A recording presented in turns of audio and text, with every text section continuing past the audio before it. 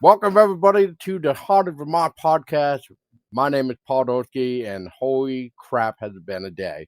With technology not wanting to do a damn thing, and it's going to be the end of everything of technology before we know it, if my computer doesn't go through the window first. Anyway, without further ado, joining me on this conversation is my other half, Tessa. Say hello. Hello. And then finally, our special guest of the evening is the lovely Melaney. Oh God, Pettini, right? That. All right, and she has came to talk to us about her lovely business called Wings of Sin. So, Melanie, welcome aboard. Thank you. Very happy to be So, here. yeah, I think we're all happy to. I don't know. Be that this. You know what? Just never mind. Yeah, we're just all happy. We're just going to. Jesus Christ, what a day. Anyway, uh, Melanie. So I just want to start off by saying, I remember one day on Instagram, with notifications, I saw like Wings of Sin followed me on Instagram under the Haunted Vermont thing, and I was checking you out. I thought like you were like a local artist, if I can say that, basically for like your own clothing line. So talk to Tessa and I about your Wings of Sin. Okay, so God, this year is my 18th year of doing it. And basically, I'm considered a micro business because it's just me. I'm the only one. And I hand make everything that I do. It's all clothing and accessories, some jewelry. I'm kind of branching out a little bit right now into home goods. And it's all very like flowy. I call it goth witch, It's like cozy and it's nature based and it's pretty dark. Right Well, up there's my some alley. Yeah. there's some also like folklore to it too. That I Yeah. would So I like notice. to base it on, I grew up, I really love, I'm very much nature obsessed, the spirits of the land. I love folklore. I love all things supernatural. And I wanted to make sure that I incorporated into my business what I love. So I love sewing and I love these things as well. So I put those together and created, all the clothing kind of tells stories, or they pay like respect to the spirits of the land, to the different deities that I love, or the different stories that I love. And I'm hoping that, other people will recognize that and appreciate it because it's a little bit different than you would normally get in most like goth clothing attire. Perfect. Now, so I guess continuing with that being said too. So anyway, last year, oh God, I'm probably gonna butcher when it was. I want to say it was like October 5th. I think I know it was like really early October. But It was anyway, October 5th. Good memory. uh, Spellbound I'm good market. at that sometimes.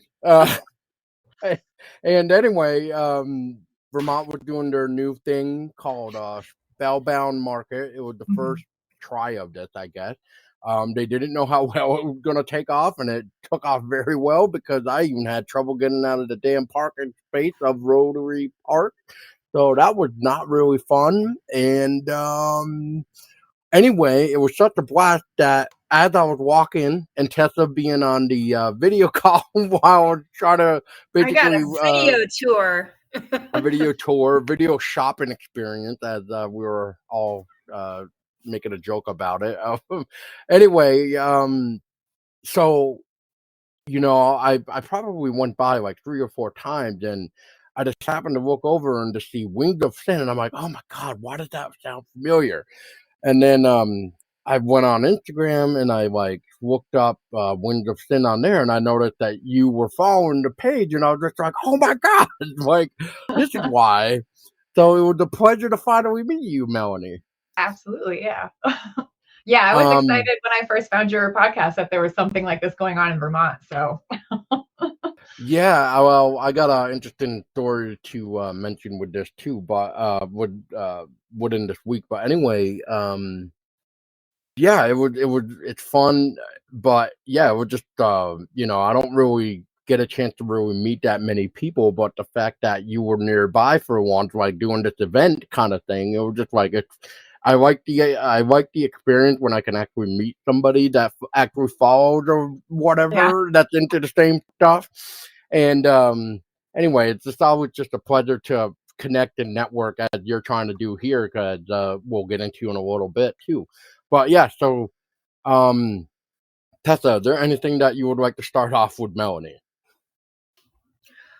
Well, I got to meet you via video. I would have loved to have met you in person because you seem like such a chill person and really nice and everything. And I love like your art, your style and everything. And I was actually really curious about a lot of your things, and I'm like, oh man, like I could easily blow so much money at her shop because everything is just so beautiful. And I'm very much into nature and all things dark and all that. Paul can attest to that. I'll show you some of my home decorum after, and you'll be like, oh my God. But it's just really cool to meet someone who's into like a lot of the same stuff that I'm into. Granted, I can't sew, but I want to. But I just think it's very cool. So is it the folklore that inspired your art, like the dark and the nature that inspired it? Yeah, I mean, I'll say I started sewing when I was 8 years old. My grandmother got me sewing lessons. And ever since I was a child, so around the same time, I'm originally from Connecticut, and I grew up in the woods. And I spent all this time just exploring the woods and talking. Like I'm very much obsessed with like the stories of Fae and stuff like that. So I spent all this time growing up talking to the Fae, meeting all these different little animals and woodland spirits, and it never went away. I never grew up and was like, this isn't real. Like I always have strongly felt a deep connection with that. And then 18 years ago, when I started Wings of Sin, I started doing, I guess you kind of see them via prints, like the textile prints using the bleach and stuff like that. And I just was like, what do I want to represent with that? And it was, first and foremost, it was the Morrigan. And it just kind of branched out from there with different dark stories that I know and just everything that was me, I wanted to put into it, if that makes sense. Oh, it makes perfect sense. Yeah. So it's like what you wanted everything that makes you reflected in your art. You wanted people to be able to wear a piece of your art, which is essentially a piece of you, you know. Mm-hmm. So I completely get that because I think through creativity, whether it be through making things or creating a space for yourself, that it should be a reflection of who you are. And I can definitely see that in your art. And I think it's very beautiful. It's very mysterious. It's very like whimsical in a dark sense, you know. And I really appreciate things like that. I really think that you have done such an amazing job, and just taking your childhood and carrying it up with you and having it be a reflection in your art it's pretty incredible, actually, because a lot of people, you're very welcome. A lot of people forget that part of themselves when they're little. They lose touch with that part of themselves, and it's just nice to see that you're still very much in touch with that part of yourself, and you've brought it with you and you refuse to let it go, you know. I started actively practicing as a witch when I was 12 years old, and it's just been a huge driving part of my life. So this is also a reflection of that as well. Oh, she's really going to like my decorum then. I mean, I already loved that apothecary shelf that you were painting, so. Yeah, I just, it's just one of those things that I kind of do sometimes. Like, I find a lot of free things, Mhm. and a lot of it looks like a little worse for the wear when I first come across it. And I'm like, well, what can I do to this piece to essentially give it new life, you know, or resurrect it, you know, or something to that effect. So a lot of the stuff that's actually in my home, excuse me, is free stuff that I've come across and I've just essentially turned into art. That's one of my favorite things to do. It's so much fun, isn't it? It really is. It's such a great outlet for me, honestly, and I love doing it. And Paul honestly loves watching me be creative. It's one of the things that he loves is when I'm actually really creative, and I put a lot of my craft into my decorum. Like, my whole apartment is a reflection of me. And like I said, I'll show you after we're done here, because I think if we were to do it on record or whatever, the whole audience or whatever would be blown away. But um I work with Hecate, I work with Lilith, I work with Persephone, a little bit with Medusa and stuff like that, essentially dark goddesses. And I have done some reading on the Morgan, right? Yeah. And I find her interesting as well. But, I just think that it's just really awesome to come across somebody who is into the same kind of stuff that you are. And you can kind of bounce off each other, which is nice. But Yeah, let's get back to you, because I could literally just sit here and just talk to you about all this stuff and just.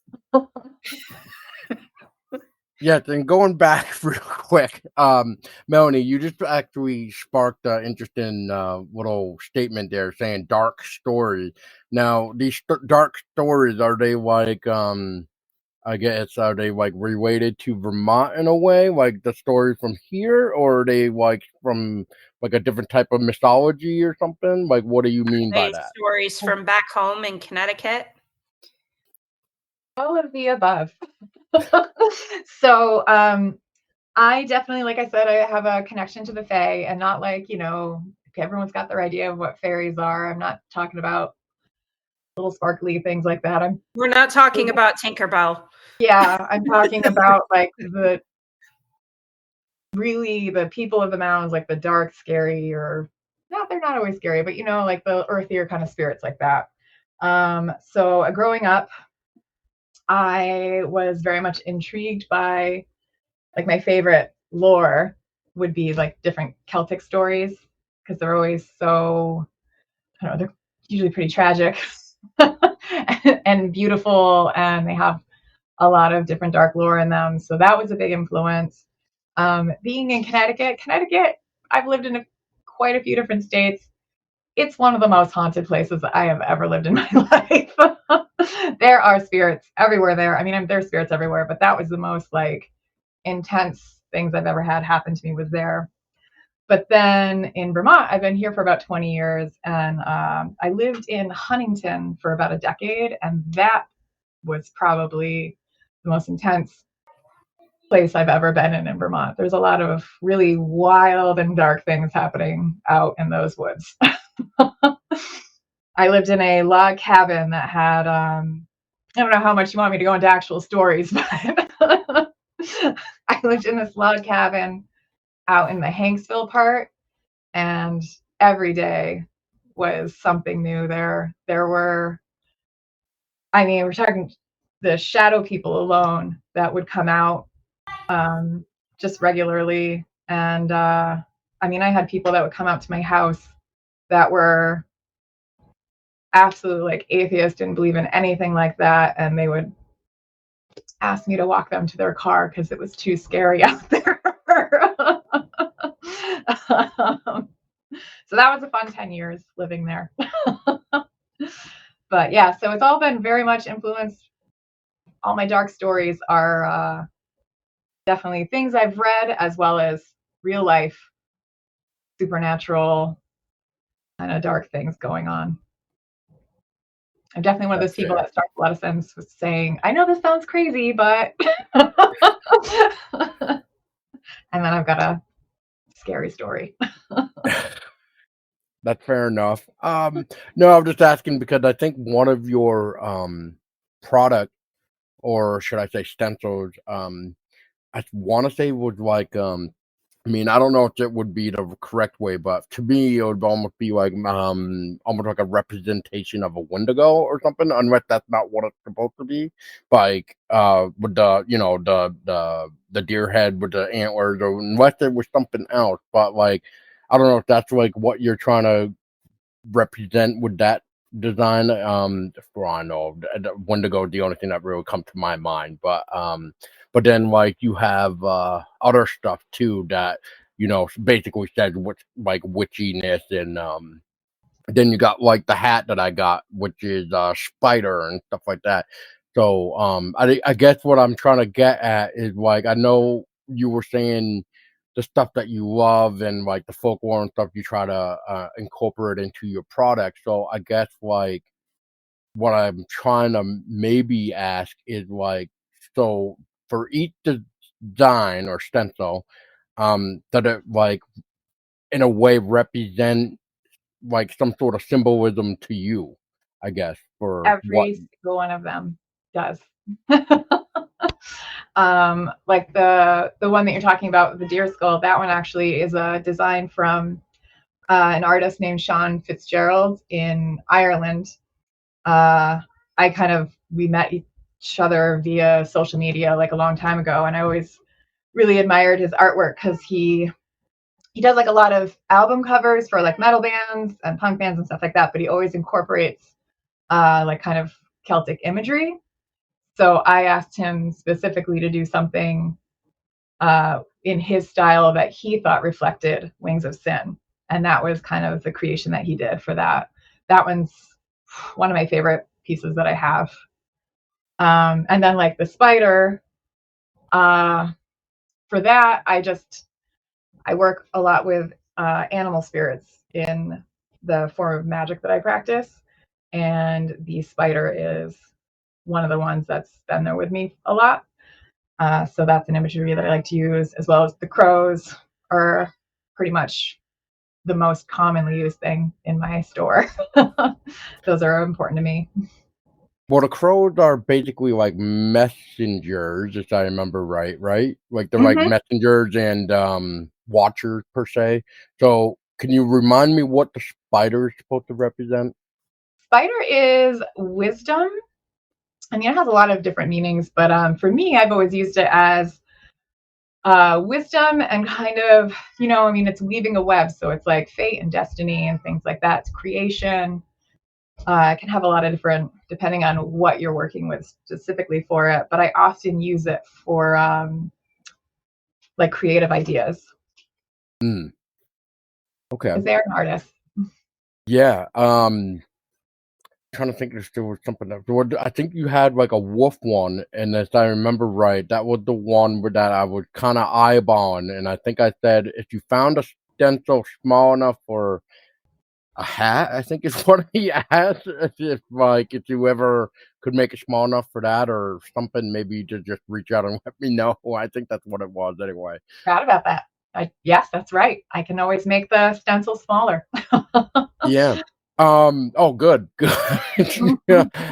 Speaking of products, since we kind of mentioned a few designs anyway. So for people that are listening to the audio, we will do our best to try to describe the product that Melanie is showing us, or Melanie can at least do a great job of describing her product versus people that may be watching this on video.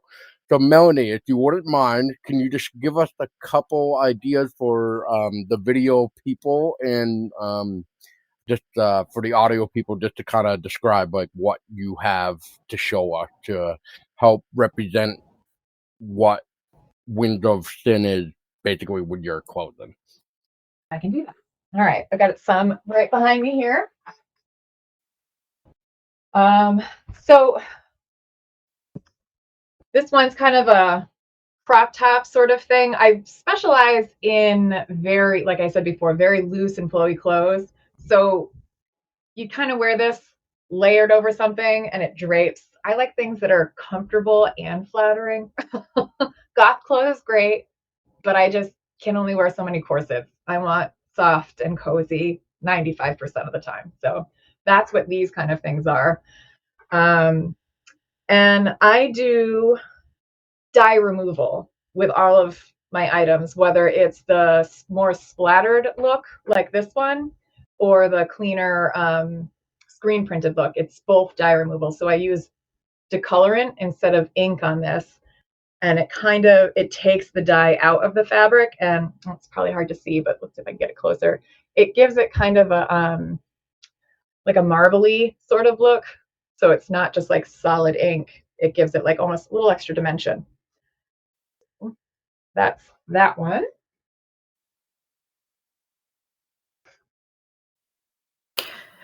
I was actually just looking at that one on your site. Yeah, it's one of my favorite summer ones. I usually wear it like layered over like a fitted dress or something like that, and then it's just kind of like adds a little something extra.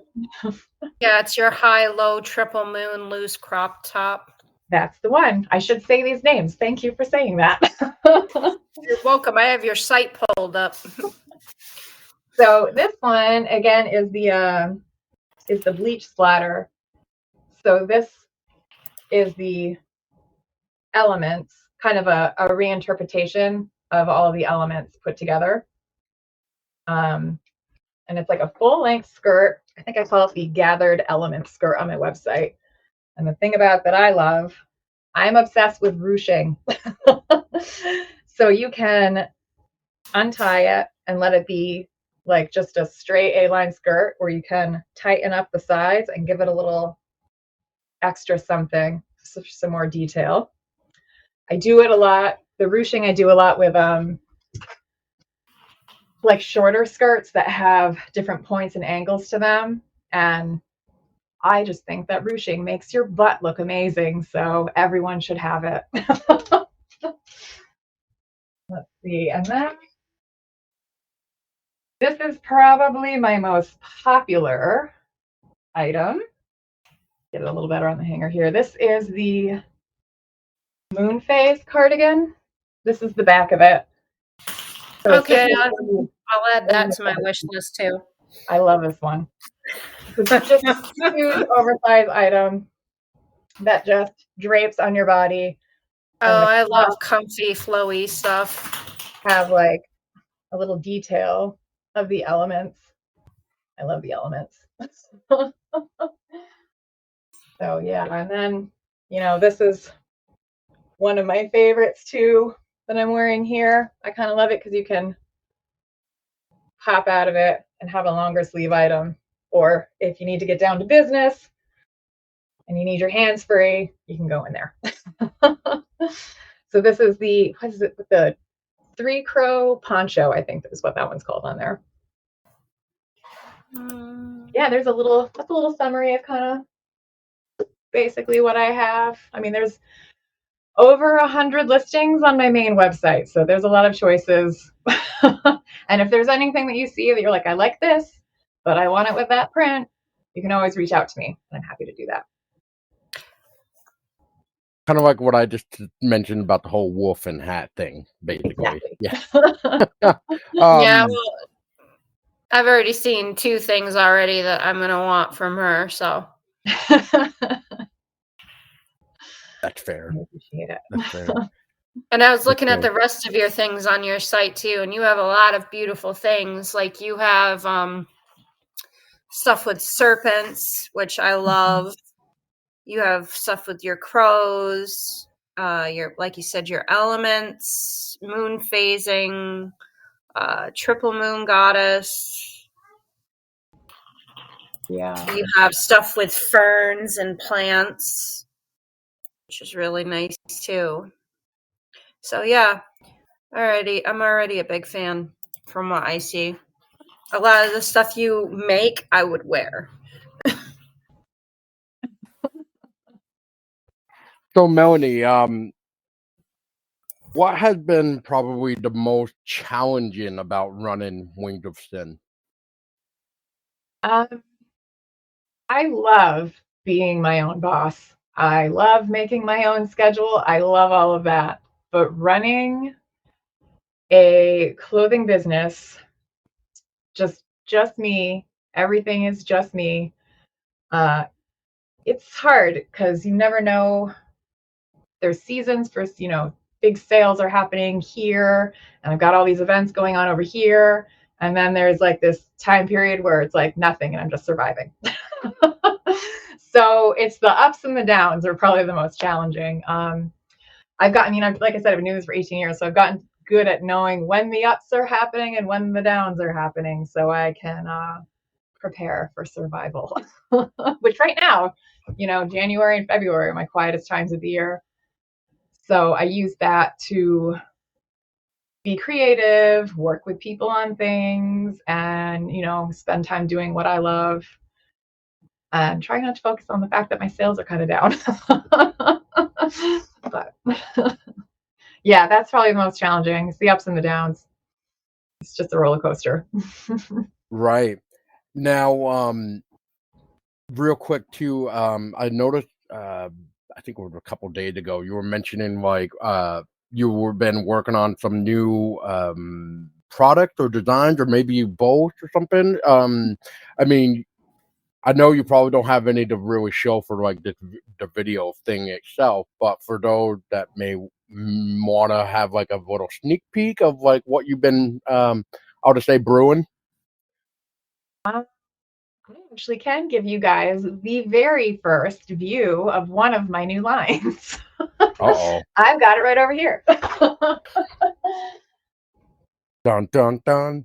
So it's going to be hard to see it on video chat, but I'm breaking out of the world of black into red. 18 years, I've only sold black, and now I've got this. So my caftans, this is just going to look big and blobby on here, but my caftans are really the most comfortable things. I love wearing them. And I've decided that I'm going to go and do this red one here. And as you can see, I do OM printing on them. So whole thing, it's just this really long, drapey, cozy piece with these huge open sides. I love them for, I'm a dancer and I do live performances, and I wear them as cover-ups.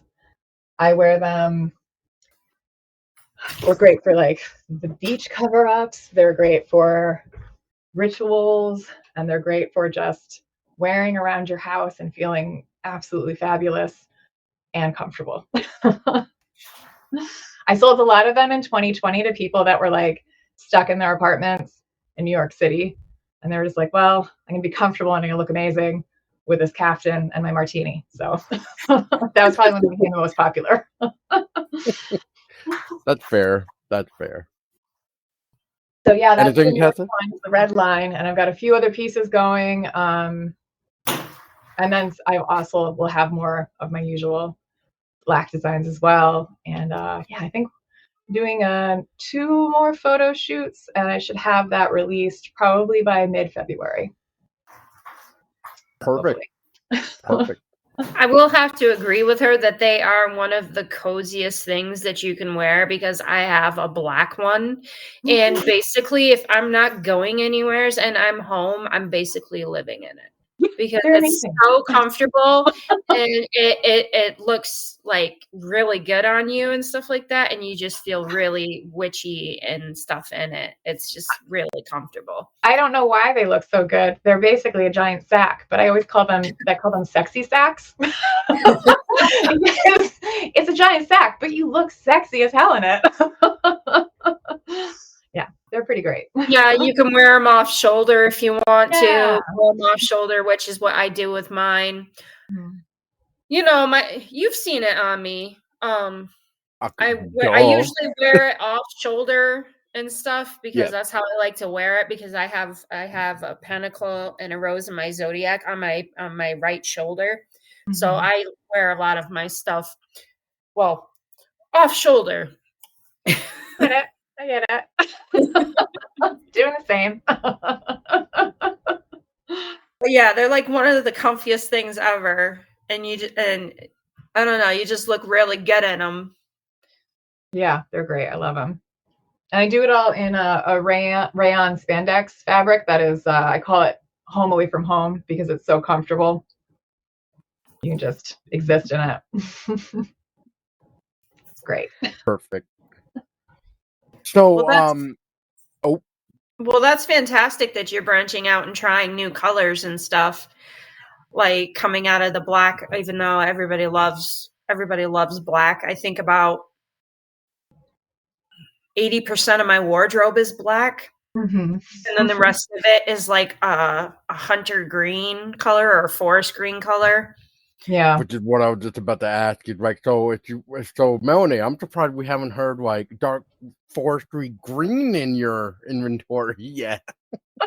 I went with red because, like I said, I'm a dancer, and my dance partner is she is just like one of those red queen women with the long flowing red hair and always wears red. And for her birthday, I made her a full length red outfit, and I loved it so much that I was like, oh, I'm doing red. Oh, that's how that happened. So my question for you is, say if I wanted you to do something for me customly, but I'd want it a different color fabric other than black or red, would you do something forest green for me? So availability can be tricky on the colors that I use, or on the colors of the fabric that I use, because I Mm-hmm. stick to the same types of fabric. I can tell you right off the top of my head, they don't have a forest green in that rayon, which is really sad. It only comes in black, red, and white. And the heavier cotton one that I do doesn't have the richest of colors. Mm-hmm. So I'd have to check that on the green. But the one problem that comes along with customs, I will customize certain things, but I won't make new patterns for something. So I won't like make an entirely new outfit for someone, but I will like maybe add a hood or change a color or whatever. But then when I go into that world, I'm paying full retail price because I'm not buying it in bulk. So it will adjust things a little bit. So it costs me more to make it. And it takes a little bit longer because I've got to get it shipped to me. But yeah, I'm always open to discussion, but I can't always guarantee that I can do it. Okay. Very good. Also, the dye removal that I do really just works best on black. So the red that I did here with the OM, I actually hand painted that with black silk screening ink. So I'm pretty sure that like the things that I like from you are predominantly black with that kind of rustic effect on it. What do you call it? The splatter, like bleach stain. Yeah, the splatter bleach stain. Can't even talk today. But yeah, I mean, I love black predominantly, but I've been wearing a lot more forest green and stuff because like I've been hearing it from like everybody, like, why are you always wearing black? Why don't you wear like a different color or something like that? And I'm like, well, to be honest with you, I wear a lot of black because it's a shielding color. Mm-hmm. And it, protects you from unwanted negative energies and things like that. And a lot of people that I go around on a day-to-day basis, I don't want their energy interfering with mine. So I wear a lot of black to shield myself from that kind of energy. But I've been wearing like black and forest green a lot. Mm-hmm. But that's my explanation to my mom, my family, and everything why I would wear so much black is because, well, this is why. Absolutely. And they're like, oh, so that's why. And I'm like, yeah. I mean, besides, most people look good in black, Yeah, it's just flattering on It's a top of very it all. very flattering palette. Well, perfect. So, Melanie, to kind of somewhat get to the wrapping up part. So another thing you and I were discussing, because you wanted to kind of bring it up too, is so now that it's your slow time of the year and stuff, you actually also you're also looking to network with other people. So could you elaborate more of like what you are, I guess, looking for networking wise? Yeah. So over the years, I've worked with different artists and just businesses and friends that do unusual things, and we come up with some weird idea that we can use to, build each other up, basically. So how do we bring together what we both do and create something new and benefit both of the sides, So not necessarily creating new product, which I've done that before, where Hagcraft Farm is the first one that comes to mind. For a few years, she makes clothing and then she sends it to me, and I do the textile printing on it, and then we have this collaboration together. I also do collaborations where,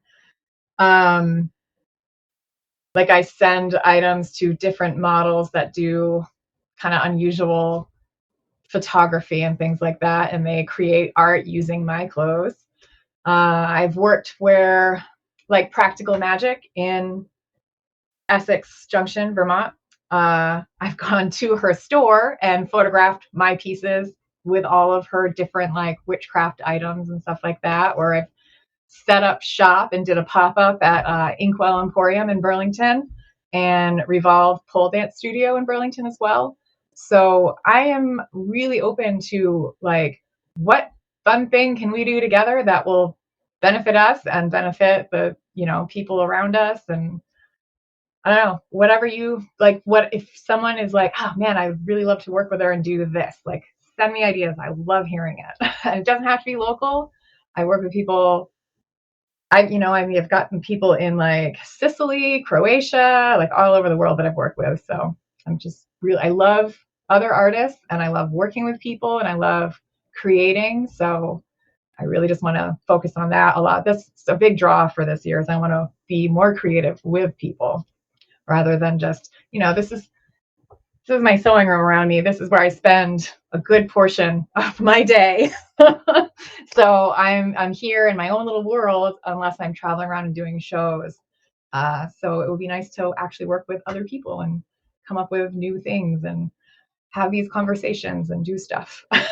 So if anyone thinks of something that they want to do, always feel free to reach out with me, and we'll see what happens. So if I wanted to request maybe like a faux zip hoodie, would you? I don't know the step to this, I guess, for when it comes to stencil wise. But if I were to ask, maybe we could do like the the splattered bleach design. I think that's what it's called. But if we were to take that and let's just say, like, just for the sake of this conversation, but make it like I don't know, like a ghost in the back of the shirt, and then I don't know what we could use as a left chest. I guess maybe like a weird combination of wing, like I don't know. You know what? Just at the top of my head, you know what? Screw it. Let's just say it like this. How about the left chest design is like the Vermont state, but with wings on each side, so to help represent, Haunted Vermont and Wings of Sin. I like that. That's fun. So I will definitely preface this by saying I don't actually draw. I don't make these. I make the stencils, but I don't do the drawings that they're based on. So, but I can pretty much make a stencil out of any basic kind of art that can be made into a silhouette. So, like, right now I'm working. I can't fully release the details on this because it's still quiet, but I'm doing You're just doing a secret project. We'll just leave it as that. Project with another artist that I'm really excited about, and she she's a puppeteer. That's as much as I'll say. She's a puppeteer, and I'm creating something using her puppet imagery. Ooh. So if the art exists, I can make it into a silhouette style. So Craig. anything you can do some cool art. So my buddy Craig Shortley, who I've worked with, he had done my Haunted Vermont designs. So this is his Emily's Bridge take by using my my Emily's Bridge photo that I had taken a couple years ago. So I sent him my original photo, and he took that image and he basically made Emily's Bridge for me. That's awesome. He'd done quite a bit of Haunted Vermont design for me. So like I guess Melaney, you might if I can get a silhouette of a ghost for you, and I'm trying to figure out how we could maybe make that left chest work. The one that I'm thinking of, like a Vermont with wings or something. That's I don't know how I just thought of that, but I was thinking Winds of Sing, wings, Vermont, Haunted, anyway, yeah. I'll reach out to you. Yeah. So real quick before I have two other questions, I guess for people like Tessa here that has already been visiting it, but for those that may not know, what is your website for people that would love to check out the what was it, 97 more product that we didn't really get to, or sorry, 93. We'll just say 93 because you haven't released your red wine yet. So yeah, I was right. Anyway, what is your website for people to venture and go look that up? So my full line is available on wingsofsindesigns.com. I also have an Etsy store, but it's a little bit more limited. So if you want to see everything that I have available, that's going to be on wingsofsindesigns.com. For locals, I've got my altar cloths are available at Practical Magic in Essex Junction, Vermont. And I also do wholesale. So that's through Fair if anyone wants to carry my line in their store. But I do have a wholesale account in Vermont with Phoenix Gifts in Pulteney. So they just placed their first order a couple months ago, and I'm actually working on a new order for them right now, and that's going to get shipped out probably later this week. So they'll be restocked soon as well. Perfect. Well, before I ask the last two questions, which is pretty much like a default question for Haunted Vermont, but Tessa, is there anything else that you would like to ask Melaney before we wrap things up? No, not really. I think I've asked her everything I want to ask her. So go ahead and ask your last question. I'm actually more curious as to what she's going to think of. Yeah. I get it. My decorum over here, witch to witch. Behind the scenes becoming better friends kind of thing after this. Oh, yeah. Yep. Absolutely. So, Melaney, the last couple questions I got is when it comes to paranormal, or in this case, cryptid, we'll just throw, it can be both, really, but what is your opinion about the whole paranormal cryptid stuff? Oh, my opinion. That's such a big question. Basic opinion. Is it real? Is it not real? Is that what you mean? Or yeah, how do you, yeah. I have had way too many experiences in my life to doubt any of it. And I'm so open-minded, even things I've never experienced or things that sound so out there at this point. I'm just like, who knows? It's probably, I don't know. It's probably real. He always likes to find one question that puts the person right on the spot. He always has that one question that makes people go, I got the second question right here, which will be the counterpart to this one, which is, Melaney, do you have a one or two quick stories that you could share of something that that has happened to you that kind of made you start to think that there's more to this world than like what it appears? Like, is there any sort of experiences that you remember that like just really stick to you to this day? I have a lot of those. A lot of those. Okay, I'll so narrow it down to maybe one or two. I mean, I grew up in a family that was, I wouldn't say we were, particularly like superstitious or very open about stuff like this, but I do remember when I was a little girl driving with my grandmother, and I don't even remember the whole basis around this. I just remember my grandmother saying, "Do you see that man over there?" While we were driving past him. He was standing under a tree. And I said, "Yes." And she said, "He's dead." So right there, as a small child, my grandmother was like, "Ghosts are real. That's one right there. And you can obviously see them as well." So that was kind of, I was little and I was like, okay, so this is normal. This is what normal is. And I think that was part of things that kept me open, was the fact that other people around me just accepted it as what life is. So I never got that doubt in my head. But then when I lived in Oregon, I used to live in this house that had the spirit of a woman named Emily in it. Excuse me, Amelia. I didn't mean to say, I was Emily's Bridge. I had that in my head. So I lived with, she was like a roommate to all of us. It was like so normal. She would open the curtains to our bedrooms if we overslept, so the sun would wake us up or things like that. She was always like this roommate that was always kind of taking care of us. So it just became, the spirit part of it became so normal to me that I've just always accepted it.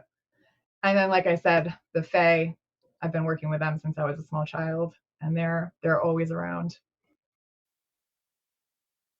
I could go on for a very long time, so I will stop. Well, maybe we can have you back on for part 2 where you can talk about, I guess, your experiences or something.